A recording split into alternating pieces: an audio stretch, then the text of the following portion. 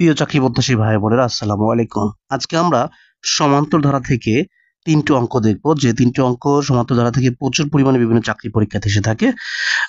সেখানে আমরা তিনটি ভিডিও দিব এই সমান্তর ধারা থেকে। পদ সংখ্যা বের করার নিয়মাবলী, সমষ্টি এবং গড়। আমরা আজকে সমষ্টি, যে তিনটি অঙ্ক প্রচুর পরিমাণে চাকরি পরীক্ষাতে এসে থাকে, সেই তিনটি অঙ্ক আমরা আজকে দেখব এই ভিডিওতে। তো চলুন ভিডিওটি শুরু করা যাক।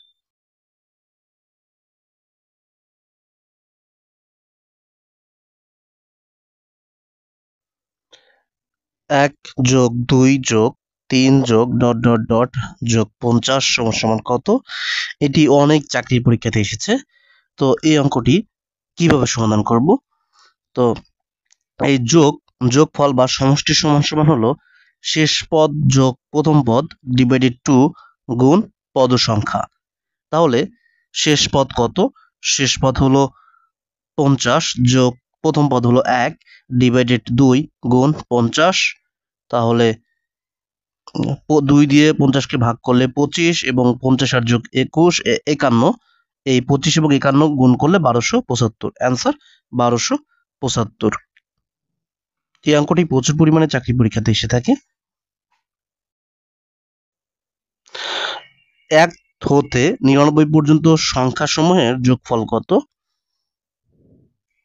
তাহলে সমষ্টি সমান সমান শেষ পদ যোগ প্রথম পদ ডিভাইডেড 2 গুণ পদ সংখ্যা।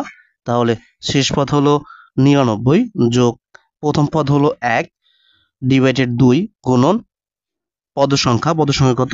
99।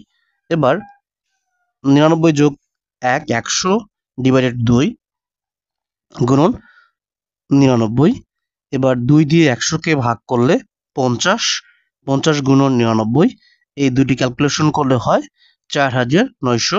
4950 হলো অ্যান্সার। এই যে 4950 অ্যান্সার ঘ।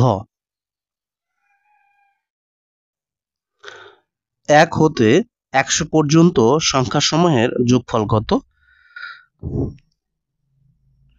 যোগফল সমান সমান প্রথম পদ যোগ শেষ পদ ডিভাইডেড 2 গুণন পদ সংখ্যা। তাহলে প্রথম পদ হলো 1 যোগ শেষ পদ হলো 100 ডিভাইডেড 2 গুণন পদ সংখ্যা হলো 100। তাহলে 100 যোগ 1 101 ডিভাইডেড 2 গুণন 100। তাহলে এই 2 দিয়ে 100কে ভাগ করলে 50 50 আর 100 গুণ করব।